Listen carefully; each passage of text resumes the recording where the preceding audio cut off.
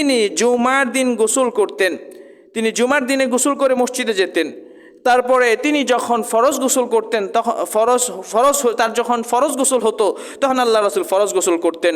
ওমিনাল হিজামাতি, তিনি যখন শিঙ্গা লাগাতেন তখন তিনি গোসল করতেন।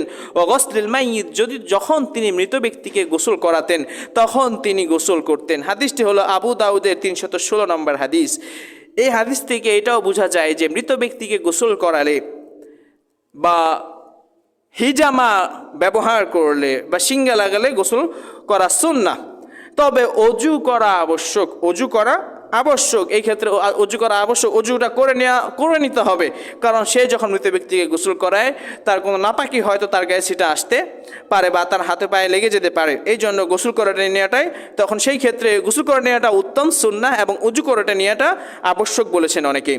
তারপরে শাক্কুল মুতাওয়াদ্দি ফিল হাদাথি, কেউ